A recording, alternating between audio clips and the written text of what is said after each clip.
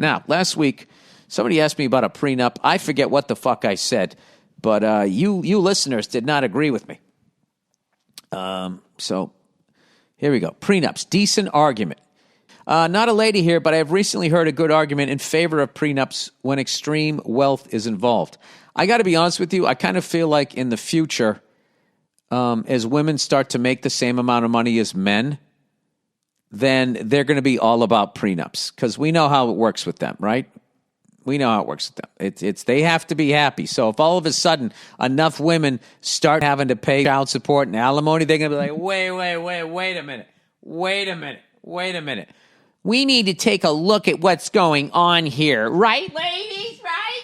They're going to do that, but that doesn't exist right now. So anyway, firstly, the argument shies away from the situation where a lack of trust is present between the partners.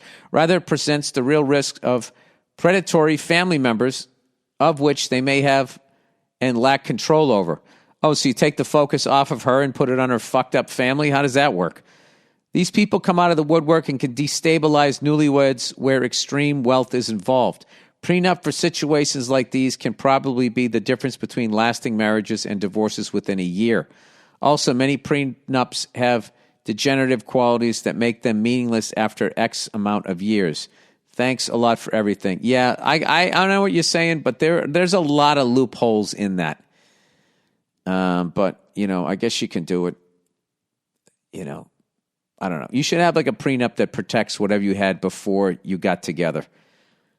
Because how it works is whatever you did while you were with that person, they get all the credit, which is hilarious. It's fucking hilarious. If they weren't at your job doing the shit, it's fucking hilarious. Well, I was at home watching the kids. Well, I could have fucking hired a nanny, a full-time fucking nanny that wouldn't, at the end of her time working with me, want to take half of whatever the fuck I created at work. All right, prenups. Dear Bill, you pale Irish redheaded bitch boy. Jesus Christ. I heard your response to the guy who wrote in about the prenup, and you have it all wrong as usual. Maybe I do that on purpose to keep listeners. Sure, there are women who you refer to as predators, but that's not the norm. How the fuck do you know? Do you date women? What's more, I'm assuming this is a woman. I shouldn't do that. What's more likely to happen is this guy will continue to kill it with his business, and years of resentment will slowly build about some bullshit like they do in all marriages, and things will fall apart. That's not her being a predator. That's just life. Wait a second. So, if one person is killing it in the marriage and the other person resents them for it, that's not the resentful person needing to work on themselves. That's just life. Are they ever held responsible for anything? Jesus Christ. It's like, how many guys does Wilson have to hit on the ice and still get the fucking Capitals on a fucking power play? It's unbelievable. That's not her being a predator, just life. So this poor bastard will work his tail off, giving her a great life, and she'll be pissed about some bullshit, and things will fall apart.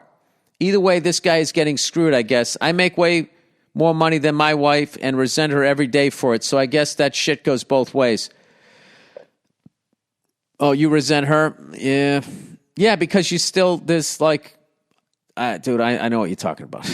Better advice would have been, don't get married before you're 40. Well, I at least did that. Also, Boston is a dirty place and go fuck yourself. I actually have a fucking theory that, I think women always look for a problem in the relationship because it's how they maintain a sense of control.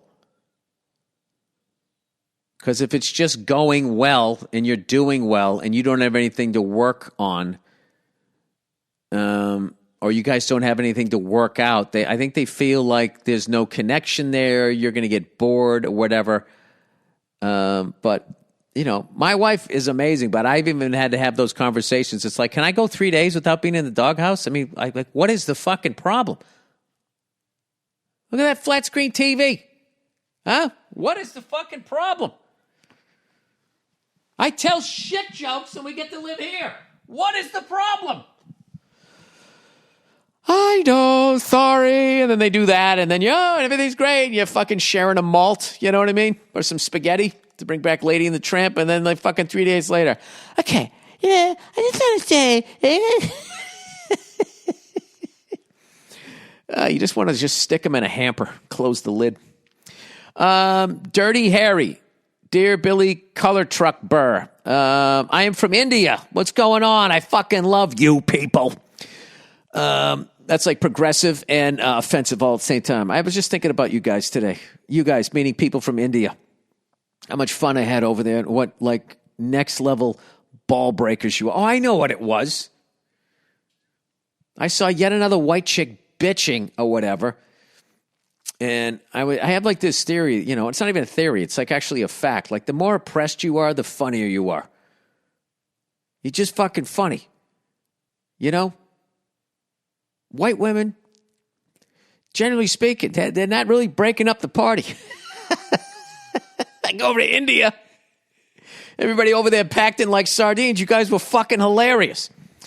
I divide on this podcast. I am from India, and I have been a huge fan of the podcast, which is what is keeping me sane in these times. Heard you mention the Dirty Harry. Now, by the way, when I say white women, I'm not talking about comedians before you guys try to turn this into some shit. I'm just talking about, the white broads in the crowd, just getting all offended and all of that crap. And I'm not talking about all of them. I'm just talking about the loud ones. Heard you mention the Dirty Harry series in the last episode and was wondering whether you knew it was based on a true story. And he writes, yeah, it's about the Zodiac Killer and how the police tried to solve the mystery and also other such cases from the past, from 1981 Germany and 1972 Victoria, Australia. The Callahan character in Dirty Harry seeks out a serial killer like the Zodiac Killer in the movie as well. That movie was shot in 1970. When was the Zodiac Killer? I don't even know. You also see the Dirty Harry movie being referenced in the Zodiac movie, which came out in 2007. Also, since you mentioned the 40 drives in Dirty Harry, thought you might find it cool to know about Clint Eastwood's car collection. I would. Actually, and I had it wrong. That Plymouth Satellite that he drove through the front of the fucking liquor store in the beginning was that was just a car he trashed. He drove another Ford. I forget what it was. In the what was that one called? The Enforcer. Clint Eastwood's car collection will make your day. All right, let me see it. Ford Roadster, 1932. Is he a Ford guy? Just when I couldn't love this guy anymore. Lincoln K Series convertible, 1937. Now, he's born in 1930. So these are all the cars from his childhood. Austin Healey, 100M. I don't know what that means. 1955. Can I get some pictures here?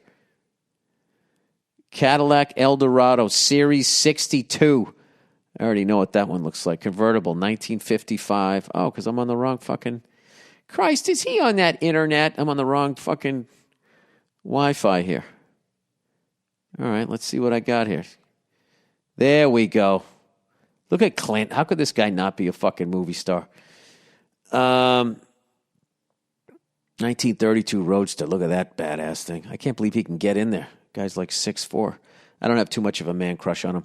Lincoln K Series convertible. It's like a classic, that's either a mob boss or the mayor of a filthy town car. Austin Healey, that 55 is amazing. Amazing car. Yep, and that Cadillac Eldorado Series 62 1955 is one of the best looking Cadillacs ever made. Two-door. God, that's gorgeous. Gorgeous car. Jaguar XK 150 Roadster, 1960. My favorite Jag is the one that Steve McQueen had in the 1950s, whatever that one is. Morris Mini Countryman Cooper, 1966. And this is a real car guy, that if you have this thrown in there. Ferrari 275 GTB, 1966. I don't know much about the Ferraris other than the ones from the 60s are like priceless. Gran Torino Sport. Oh, that's what he had. He had a Gran Torino. That's right. He had a Gran Torino in the the enforcer. And he was, he wasn't into like women's lib. He just kept going, well, isn't that fancy? And then years later, he's just, get off my lawn in Gran Torino. How cool is that? I wonder if he used his actual car for the movie. Ferrari 365 GT4 Berlinetta Boxer, 1974. Pontiac Special Edition Trans Am, 1977. I wonder what the special edition was. That's the Burt Reynolds one. Ferrari 308 GTB, 1978. GMC Typhoon, 1992. What the fuck is that?